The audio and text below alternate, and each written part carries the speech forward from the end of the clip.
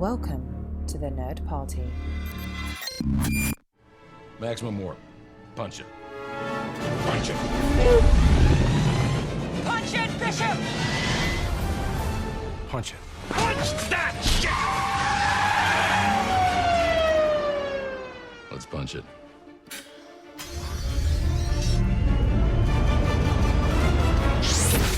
Hello and welcome to episode 12 of Punch It!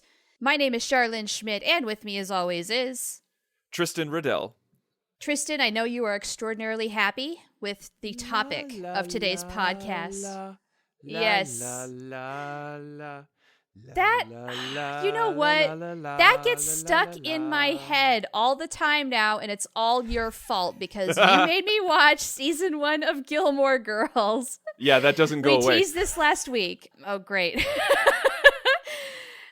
So we did promise way back when, in the earlier days of this podcast, that I was going to watch every season of Gilmore Girls, and then when I reached the conclusion of a season, we were going to do a little bit of a recap and an analysis of the writing and where things were headed and all of that fun stuff. And so this is the first installment of what will eventually become this series. I am really excited about this because I feel... ever since we started a writing podcast, a podcast about writing and pop culture, the first thing that popped in my brain was Gilmore Girls, because we are a podcast about writing and pop culture, and the two best things about Gilmore Girls is its writing and its pop culture references. And so we have to talk about it. We have to talk about the show. We have to talk about the season 1 arc, how well it was written. We got to talk about the dialogue, and we got to talk about the Amy Sherman-Palladino. Yes, and to be honest, I have no real information on her. I've not looked her up. I don't know what else she has done besides Gilmore Girls. You're going to have to educate me. And so... Well, I can do that. Yeah. So, and I love the dynamic that we're going about with this particular thing is I'm the absolute newbie. I know virtually nothing about this show except for what I have watched, which is now 21 episodes, the first season.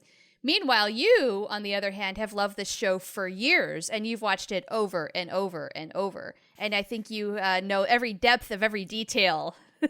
So this ought to round us out pretty well.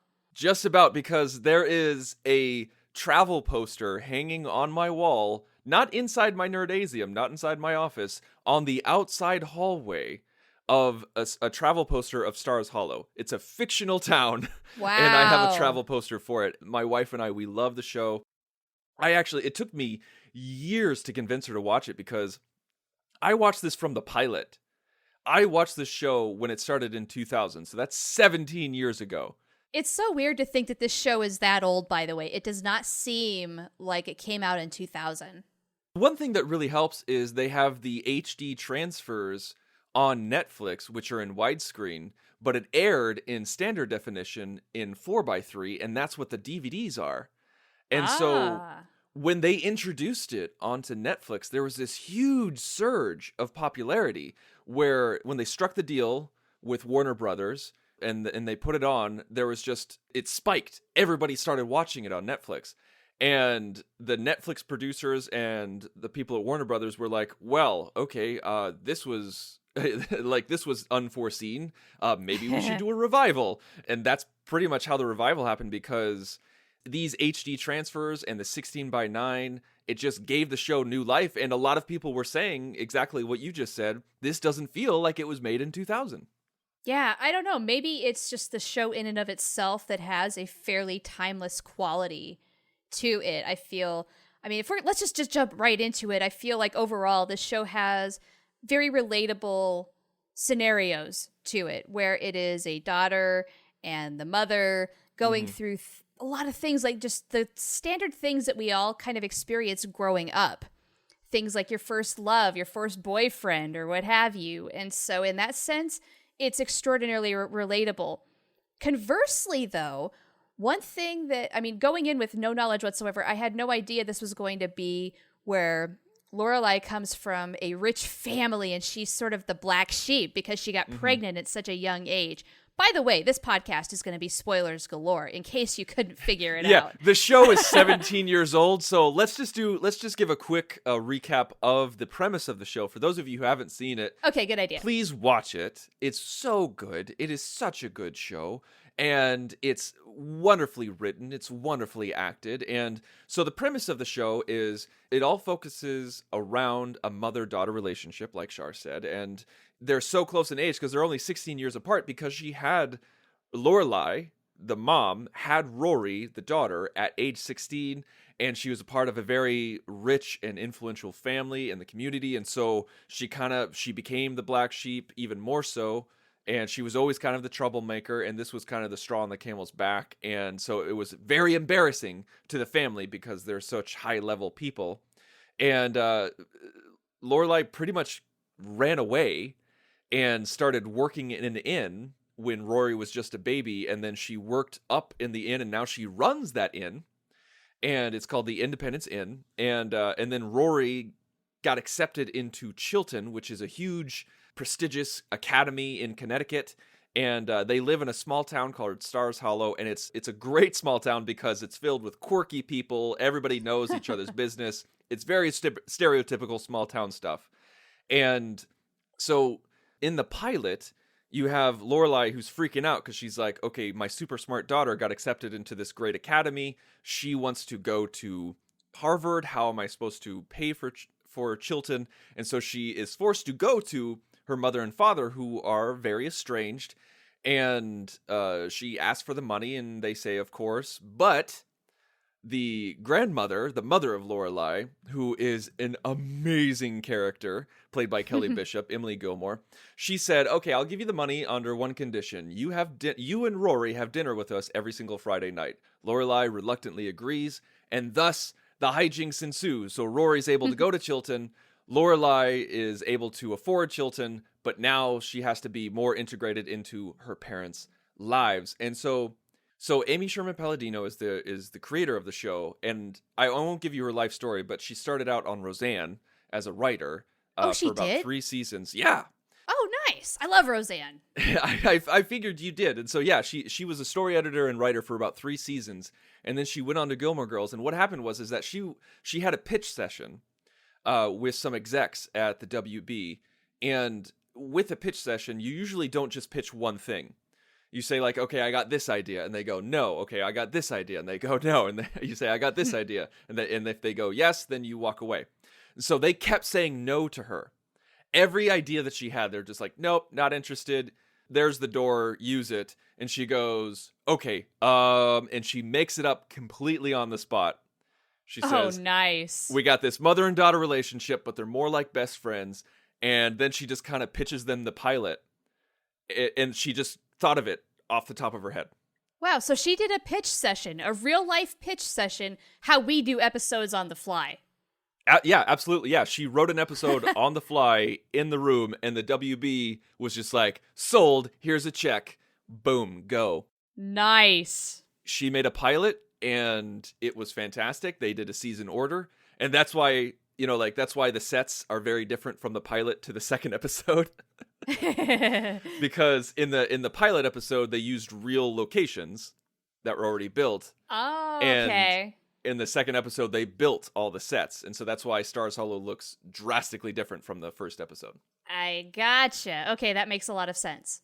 So I want to ask you, before we get into what you thought about the season, what you thought about the show, because this is a writing podcast, I want to ask you, what did you think about the writing style of Gilmore Girls right off the bat? Okay, it's interesting. I feel like some stuff is incredible. I love the relatability, like I mentioned earlier. So many things that say, like, the interaction between Rory and Lorelai feels so very natural and absolutely realistic. And then sometimes I feel like episodically the show is a little too predictable in its setup sometimes. Like for the problem of the week, it's almost sitcom-ish, but this feels, it has funny moments, but it feels more like a drama. Would you agree with that? Yeah, I would say that this is definitely a drama that is funny. Like I don't want to say like it's a dramedy or anything like that. I hate that No. word. But No, no, it's it's an hour-long drama that's funny. Like this is not an hour-long comedy, but it's often more funny than not. Yeah. So for some examples, I feel like some of the sitcom-ish setups they had were like the double date with Suki and the produce guy. That whole thing was just so predictable. I didn't like that at all. Also, Lorelai dating the teacher, awkward situation. In real life, you know that you really shouldn't do that because of the complications that might ensue. But with Lorelai, the heart wants what it wants, and she goes for it. She's got more guts than I probably ever would. And then also, I feel like sometimes some of the banter between Suki and the produce guy, like starting off in those earlier days before they become a couple, it's just so sitcom-ish. It's so predictable. They sound like the old married couple, and they're going to get together because of the way they interact. And okay, just get it on already. Stop. But anyway, the more intricate details of this show make it way more interesting from a writing perspective, where Lorelai is a very complicated character, and the deeper you go into the series, at least so far, in my opinion, has been a great examination of what a wonderful character that they created. Because at first she comes off, I want to say, somewhat immature. She's got that kind of like best friend, cool mom vibe. The mom that everybody thinks that they want, but really, that could go very bad and backfire, Because at first I thought, man, Lorelai is so lucky that Rory is such a good girl, but then on the other hand, I felt really bad for Rory. Because Rory, I feel, has the world's weight on her shoulders, the poor kid. She's wicked smart. She's going to a prep school. She wants to go to Harvard. I mean, she's got the perfect setup for a mental breakdown at 20, okay? The poor kid. Anyway, it gets so much better, though, as we go along, though, when we learn just how intricate and dynamic this whole thing is, say, between Lorelai, Rory, her mother, her family, Rory's father, Christopher. That's where the writing really shines, in my opinion, is not only creating this dynamic, but playing it out and learning that there's a lot more to these relationships than at first meets the eye. And so going back to Lorelai, her real life outside of work is kind of messy. Like, relationships are a very gray area for her, I think. She didn't date around for a whole lot because of her daughter, and then now she's trying, but it's almost like I was screaming at the screen sometimes saying, oh my God, no, Lorelai, you're doing it wrong. Don't date him. Because it seems very painfully obvious at this point that Luke and Lorelai are absolutely meant to be together. So this Max guy, what are you doing? Wow. Boy, are you in for a roller coaster ride if that's your frustrations, because boy. Yeah, that you're gonna find yourself screaming at the screen more often than not. Oh boy. Okay. Well, but that's what happens when you have complex characters, and so I'm really glad that you Yes. pointed that out, because what makes good writing is not just good dialogue, but complex and interesting and intricate characters. And Lorelai Gilmore and Rory Gilmore are very complicated people. And very much. I think that's one thing that I really, really enjoy about the show, is that Lorelai could just be the cool mom. She's like, I'm not like other moms. I'm the cool mom. Like the kind of mom that gives you a condom and lets you drink at home. Like that kind of mom. She could have just Right. been that person, but Yeah. she's not. She wants to be a good mom. She tries to be a good mom, but she fails constantly. And some of it is because she ran away at 16 and she raised herself. And now she's raising this kid who she desperately wants to be best friends with. But sometimes you don't need a best friend. You need a mom. And that's the struggle. Absolutely. Yes. I'm so glad you brought that up. I felt that a part of why Lorelai is the way she is because at 16, I think maybe she had just a little bit of emotional stuntage. She had to grow up. She was having a child of her own that had a profound impact on her psyche. How could it not? But then the thing is, there's this weird dichotomy too, because she runs the inn and she does a fantastic job of it. I mean, she's got that place down. She knows exactly what to do all the time. That's super organized. That's like the constant in her life. But everything else can be a little messy, a little tangled, including the relationships with everybody in her family. So what did you think of the dialogue? Because when I talk to people, when I try to convince people to watch it, I sell them on the dialogue. I say, like, it's really well written. It's really fast paced. You have basically in a 42-minute episode, you get about 65 pages of dialogue. And some people who I don't prep, they come to me and they're like, wow, that was kind of hard to get used to. What did you think of the dialogue and the speed? It's definitely higher speed. I mean, there are constant snappy one-liners coming at you all the time, and I can appreciate that. At first, though, and maybe especially in the pilot, I felt like all of the characters were written that way, and therefore they all sounded the same. Mm-hmm. You have to keep going for them to develop their own voice.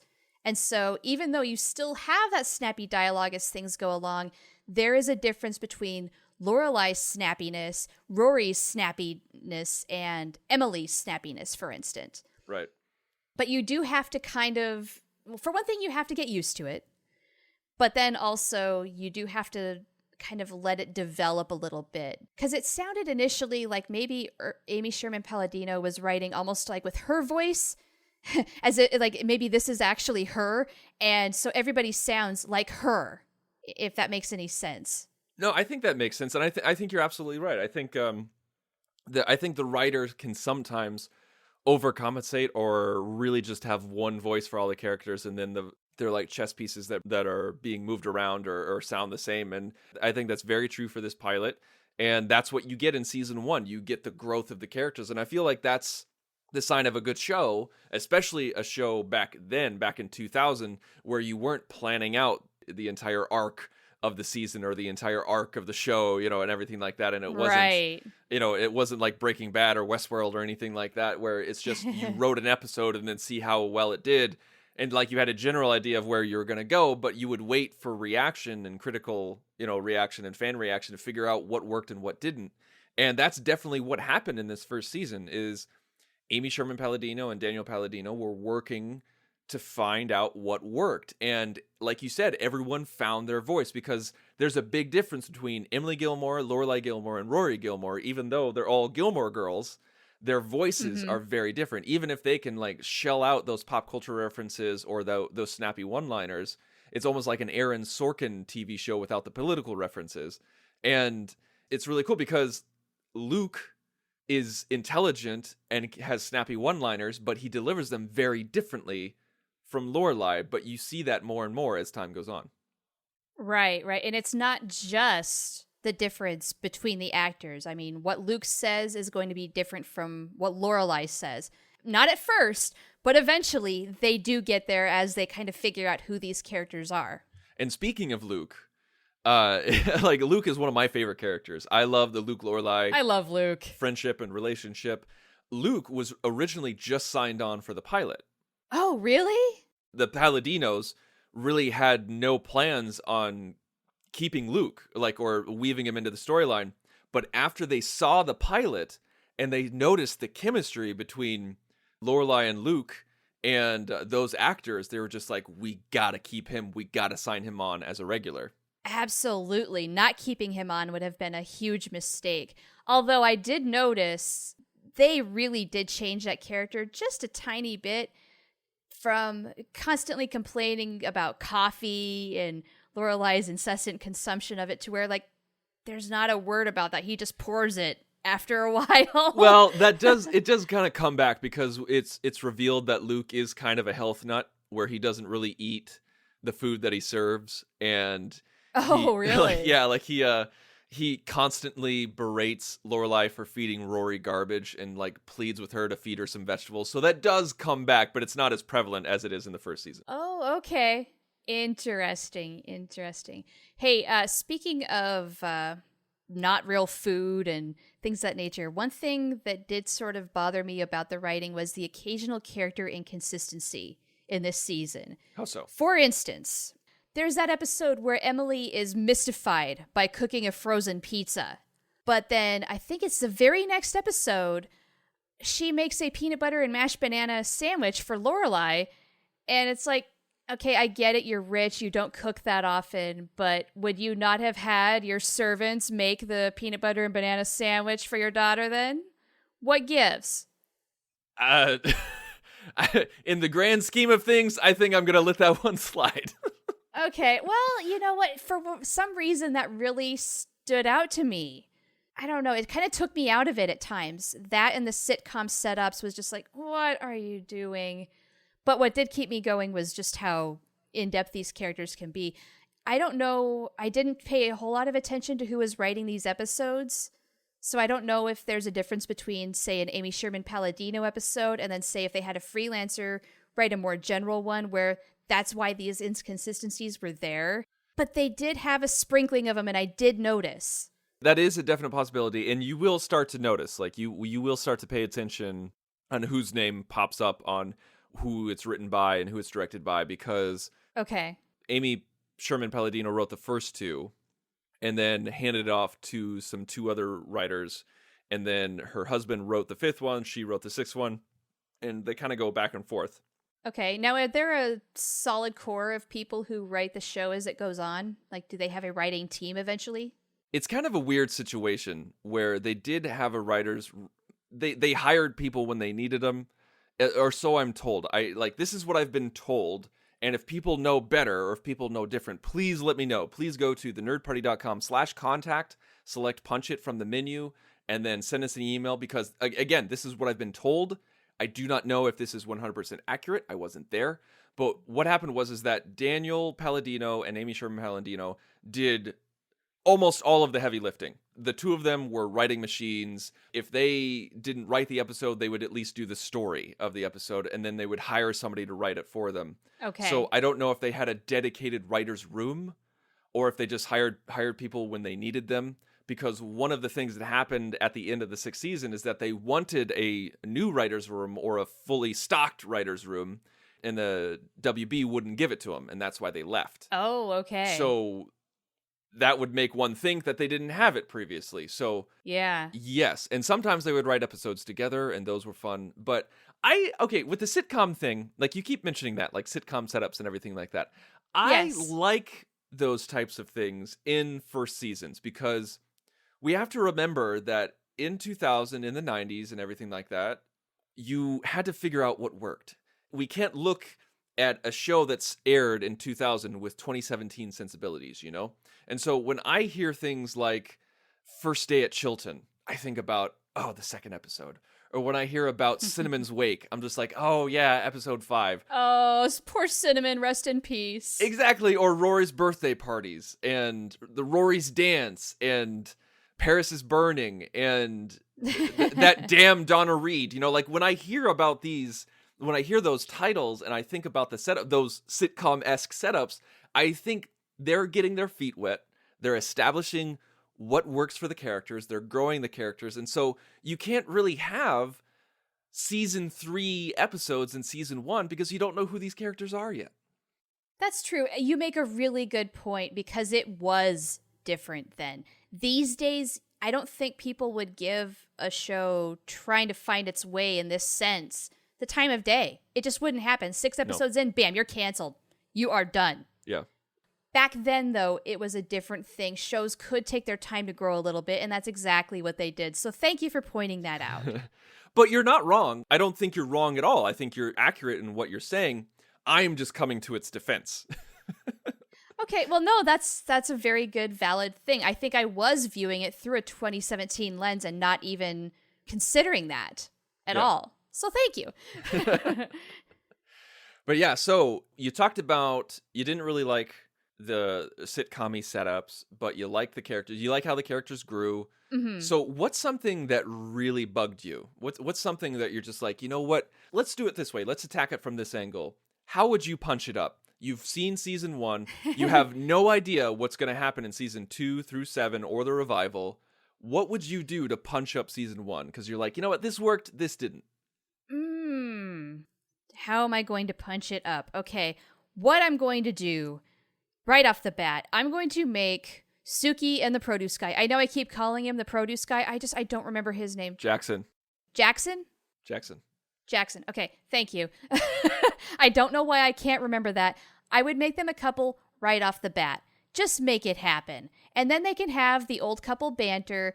But then later on, things can get complicated when it's like, real fighting and there's tension in the kitchen and blah, blah, blah, blah. Other ways that I would punch it up. I don't know if this is punching up or punching down, but I would actually maybe start with a little bit of a softer easing in of the snappy dialogue. I would let the characters find their voice first, rather than having a snappy comeback with every other line for each of the characters, because that really did bother me in the pilot. I liked the speed of it, but the way the characters all sounded the same, like I could imagine any of those characters at that point saying any of those lines. I didn't like that. So I would maybe keep it just a little bit generic until I knew exactly who these characters were, and then really make them snappy, because there's some fantastic one-liners in this show, and I wouldn't want to lose that, but I would want it to develop a little more. Does that make any sense? Yes, and I completely disagree. I had a feeling you were going to, and I imagine there's a lot of other people saying that too, because that's such a feature of this show. I think that's the thing, is that, granted, I'm looking back on it with 17 years of memories and of watching the show and rewatching the show, and so I see that snappy dialogue is so integral to the identity of the show, is that if you try to take that away, even in the first season, or try to build it up, then you just have this generic WB, CW, teenage angst, and, like, I'm a 30-something and I don't know what I'm doing with my life show. But what sets this show above the rest, what makes it different, is that writing style. That is true. That is absolutely true. What did you think about the arc of the characters over season 1? So you have Lorelai and Rory go through some hard times. You have the dance, where she wakes up and she fell asleep at Miss Patty's. And you have Emily and Lorelai's relationship going up and down at the same time that Lorelai and Rory's relationship is going up and down, but yet it ends happy and they're both with people that they really like. What did you think about going from episode 1 to the season finale? Arc-wise, I feel like the evolution was pretty cool. I mean, yes, there were definitely some twists and turns, and I did find it interesting that they kind of ended it on a good note and a solid note, even though they weren't necessarily planning arcs, as you mentioned earlier. But it landed that way. It did. It got there.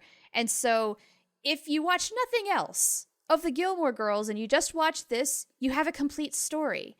But of course, things are going to get more complicated and bigger and yada, yada, yada. But you could have just this understanding of these people and like, oh, well, they're on their way. The kids are all right. Happily ever after.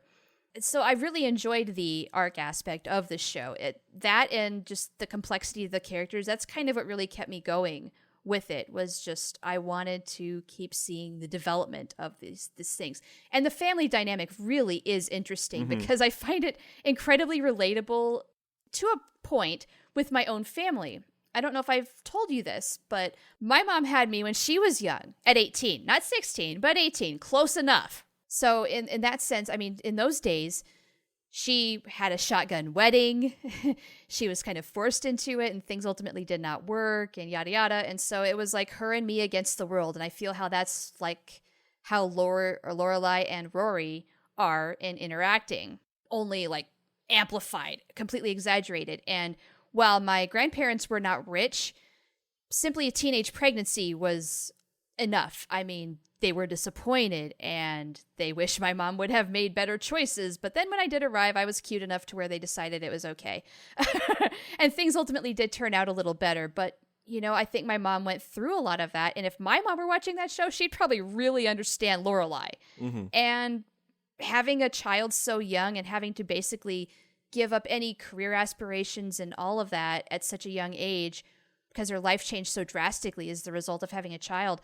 I see that in my own family. I see that playing out, and I really understand it in that respect. Also, from Rory's perspective, I was that good girl too. I always got the good grades, yada, yada. I was the people pleaser. I wanted to make peace with everybody. I see a lot of that in Rory, and so I see a lot of myself in Rory at that age. Okay. So that's interesting to me.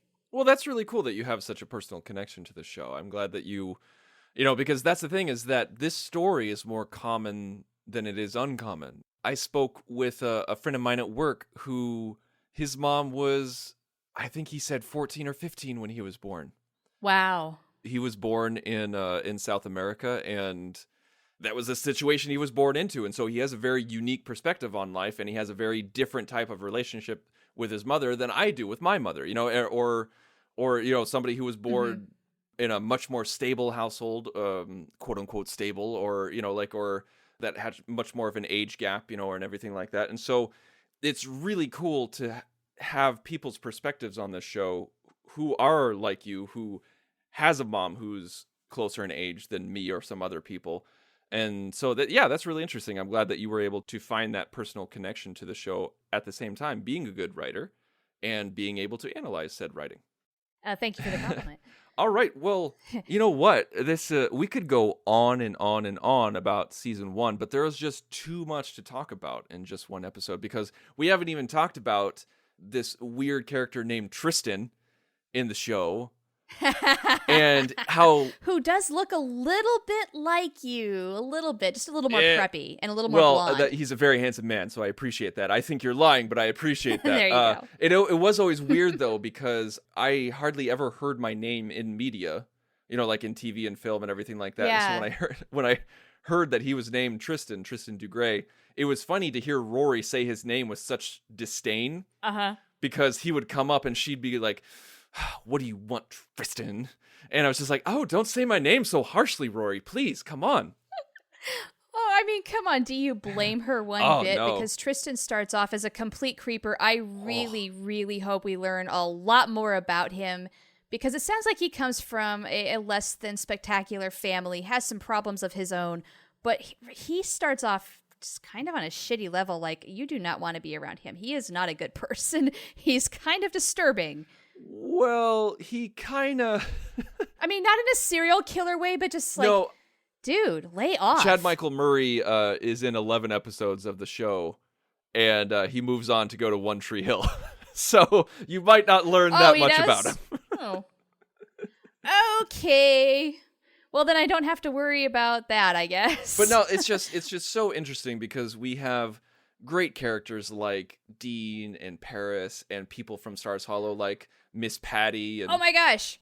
We've not even talked about any of them. I do feel that Paris is an interesting character, because I saw the potential for a lot of stereotypical crap, especially teenage angst crap, to go down. And they made it a little better than that. I mean, she very obviously comes from an unhappy family, which I think a lot of people can relate to. Mm-hmm. And so she intellectualizes everything, and I find her fascinating as a result. Her character goes up and down throughout the show, where you're just like, oh, wow, she's really interesting, to, oh my God, this is so repetitive, go away, you're annoying. And then all of a sudden you're really interesting again. And Liza Weil, who plays Paris Geller, originally auditioned for Rory, didn't get the part, but the Palladinos liked her so much that they wrote Paris Geller specifically for her. Oh, interesting. Okay.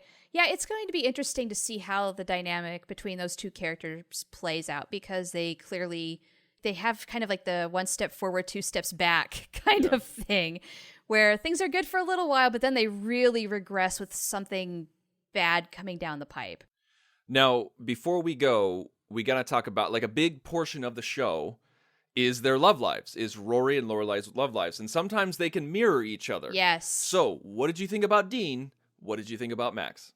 I have, I think, more of a problem with Max and Lorelai than I do with Dean and Rory. I feel like Rory and Dean, they're cute. They're very much your kind of first puppy love kind of teenage couple. They're going to have those incredibly shy moments at first that are just downright juvenile, because emotionally you don't know what to do yet, and you're figuring that out. And it's innocent, and it's sweet, and it's cute. And then I'm sure there's going to be a lot of drama as things go down. That's just inevitable, right? Mm-hmm. So I imagine there's going to be a lot of breaking up, making up, other people involved. Who knows? I do not know at this point. But as for Lorelai and Max, this is kind of where you have to have the suspension of disbelief, because in real life, if something like this happens, Max is going to get fired from his job. There's got to be some boundaries, and this guy does not really have them. I mean, he finds Lorelai and just goes for it. She goes for it, and the conflict of interest is addressed quite well, and yet they still do this. And I'm like, in real life, this is not how it is, because there's just too much at stake. Well, I don't know if I would say in real life this is how it is, because this happens more often than you think. I'm not agreeing with it, but it does happen more often than you think. But at a prestigious institution like this, and with them being as public as that, then yeah, there would be way more repercussions than what was in the show. Right. And I know that Max has a little air about him where he just does not, GAF about what other people think. And I can respect that. But why would you go there in the first place? You are a grown adult. There are occasions on this show where it feels like it is written by a 16-year-old because I don't know. I would think that a mature adult would just say, hey, look, I think you're attractive, and when Rory is no longer my student, if we're still both available, let's go on a date. But no, they don't do that. They go for it. The other time that kind of pulled me out of the show was when Luke got into the fight with Dean. He's pushing around a 16-year-old because he broke up with his friend's daughter. What the hell? I thought that was so funny. Who would do that? He's trying to get into the restaurant, the diner, and he's just like, no, you're not welcome here, buddy, okay? I know. Like, no, Luke, don't do that. That's stupid. So funny. No, I loved it. You're not 15 anymore. There's a few moments like that where you'll see Luke, where Luke is a nice person, but he will lose his head when it comes to Rory. He loves Rory so much that it's sometimes debilitating. And I can understand that and get that, where he will go weak in the knees for Rory, but in a fatherly way. And I think it's adorable. Maybe as things go on, I'll find it a little more endearing. But when that scene happened, I was just shaking my head in disbelief. It was one of those moments that said, yes, this is television. Mm-hmm. Yes, it's true. And not in a good way. It's true. So overall, how would you rate your season 1 Gilmore Girl experience? Are you looking forward to moving forward? Are you like, I've had enough? Or are you going to go, you know what, this is good, give me more? I'm going into it saying, yes, give me more. I'm curious as to what happens next. I would say maybe about 3 or 4 episodes in, I was not nearly as impressed or interested or excited about the series. I just thought if it keeps going without some of the complexities of the dynamics of the characters, I was out. I went into this show not knowing what to expect, having no expectations. And so when it's early on, I just thought, this is not that great of a show. I don't know what Tristan is talking about. Maybe I just don't get it. As I went along, I did start to get it, and it did start to get better. And therefore, I hope it just keeps going up from this point forward.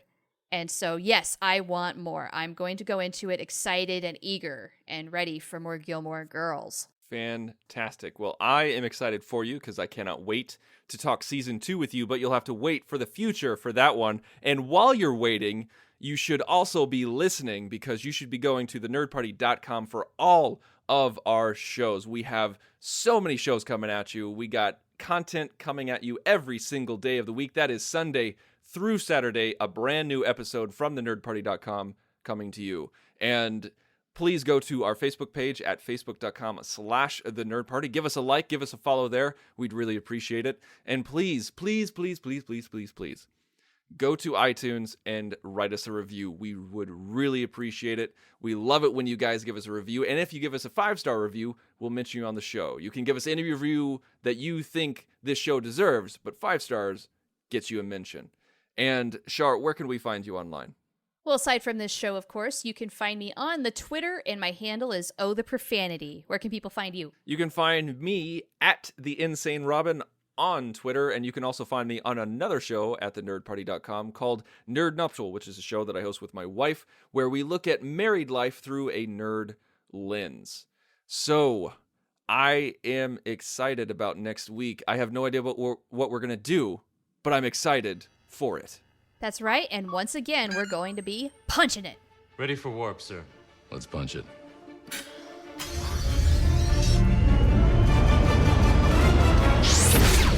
Join the revolution. Join the Nerd Party.